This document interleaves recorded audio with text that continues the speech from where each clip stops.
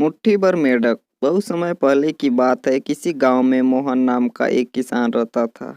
वह बड़ा मेहनती और ईमानदार था। अपने अच्छे व्यवहार के कारण लोग दूर दूर तक उसे जानते थे और उसकी प्रशंसा करते थे। पर एक दिन जब देर शाम वह खेतों से काम कर लौट रहा था, तभी रास्ते में उसने कुछ लोगों को बातें करते सुना। वे उसी के बारे में बात कर रहे थे। मोहन अपनी प्रशंसा सुनने के लिए उन्हें बिना बताए धीरे धीरे उनके पीछे चलने लगा। पर उसने उनकी बात सुनी तो पाया कि वे उनकी बुराई कर रहे थे। कोई कह रहा था कि मोहन घमंडी है, तो कोई कह रहा था कि सब जानते हैं वो अच्छा होने का दिखावा करता है। मोहन ने इससे पहले सिर्फ अपनी प्रशंसा सुनी थी, पर इस घटना का उसके दिमाग पर बहुत बुरा असर पड़ा। और अब वह जब भी कुछ लोगों को बातें करते देखता तो उसे लगता वे उसकी बुराई कर रहे हैं।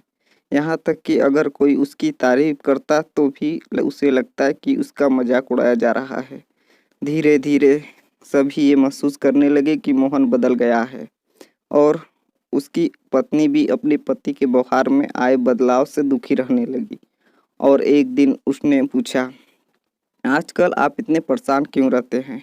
कृपया मुझे इसका कारण बताएं।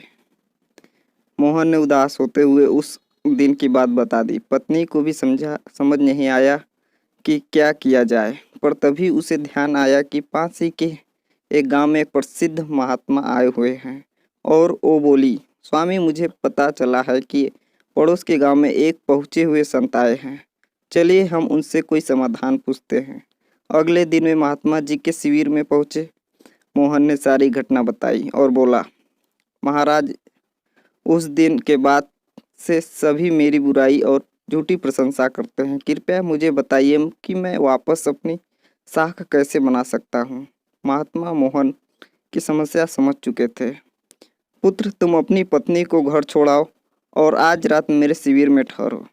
महाराज कुछ समय सोचते हुए बोले। मोहन ने ऐसा ही किया। पर जब रात में सोने का समय हुआ तो अचानक ही मेढकों की टर टर की आवाज़ें आने लगी।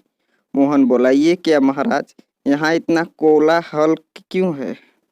पुत्र, पीछे एक तालाब में रात के वक्त उसमें मौजूद मेढक अपना राग अल्पने लगते हैं, पर ऐसे में कोई यहाँ सो नहीं सकता। मोहन ने चिंता जताई। हाँ बेटा, पर तुम ही बताओ हम क्या कर सकते हैं। हो सके तो तुम हमारी मदद करो, महात्मा जी बोले। मोहन बोला, ठीक है महाराज, इतना शोर सुन के लगता है इन मेढकों की संख्या हजारों में होगी। मैं कल ही गांव से 50-60 मजदूरों को लेकर आता हूँ और इन्हें पकड़कर दूर नदी में छोड़ आता हूँ।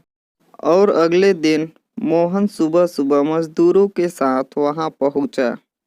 महात्मा जी भी वहीं खड़े सब देख रहे थे। तालाब ज़्यादा बड़ा नहीं था। 8-10 मजदूरों ने चारों ओर से जाल डाला और मेढकों को पकड़ने लगे। थोड़ी देर में ही मेढक के सारे पकड़े गए। जब मोहन ने देखा कि कुल मिलाकर 50-60 ही मेढक पकड़े गए हैं, तब उसने महात्मा जी से पूछा, महाराज, कल रात में इसमें हजारों मेढक थे, भला आज वे सब कहाँ चले गए? यहाँ तो बस मुट्ठी भर मेढक ही बचे हैं। महात्मा जी ने गंभीर होते हुए बोले, कोई मेढक नहीं गया। तुमने कल इन्हीं मेढकों की आवाज़ सुनी थी। ये मुट्ठी भर मेढक ही इतना शोर कर रहे थे कि तुम्हें लगा हजारों मेढक टर टर कर रहे हो। पुत्र, इसी प्रकार जब तुमने कुछ लोगों को अपनी बुराई करते सुना तो तुम भी यही गलत कर बैठे। तुम्हें लगा कि हर कोई तुम्हारी बुराई करता है, पर सच्चाई ये है कि बुराई करने वाले लोग मुट्ठी भर मेढक के समान ही थे।